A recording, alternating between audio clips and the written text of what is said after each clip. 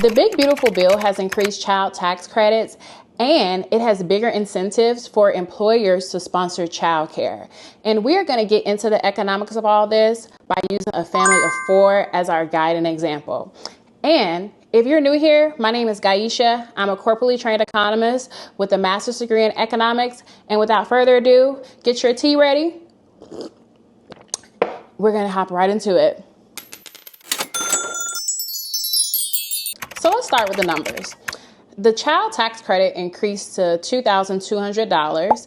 So that means that for the family of 4, we have Keisha and John here and their 2 little ones. They would now receive $4,400 on their tax returns if they owe taxes. However, if they do not owe taxes, they will only receive $1,700 per child. Meanwhile, employers who decide to build child care facilities for their employees, or if they decide to refer them out to other child care facilities, they can actually claim upwards of $500,000 to $600,000 in tax credits. So this means that if Keisha and John are 2 working parents, they can either subsidize their child care through their employer, or they can be subject to upwards of $30,000 in child care costs, because the average daycare cost for children right now is between $6,000 to around $15,000 on the higher end. Parents, y'all know.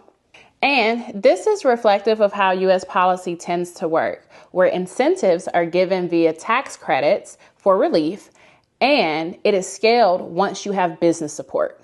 And to paint this picture a little bit more clearer, if John or Keisha happen to work for a startup or another small business, they probably won't have access to these daycare incentives provided by a larger company. And this is primarily because the United States relies more on the private market in order to fuel production.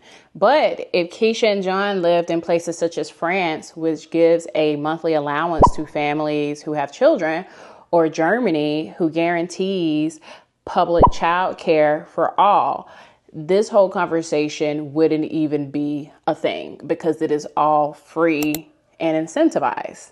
So for John and Keisha and families that are larger or smaller, the numbers matter, but so does the system behind them. So whether this policy expands or widens the gap, this will be totally contingent upon employer participation and how well these benefits reach the families that need them most. Because as we all know, childcare is increasing year by year. And with that being said, if you enjoyed this breakdown, please be sure to like, subscribe, follow, and let's go to part 3, where we're going to be discussing the implications of the new SNAP and Medicaid requirements in this new Big Beautiful Bill. And with that being said, I hope you all have a lovely night. And I hope that you're sipping some good tea. I'm sipping dandelion tea today. And yes,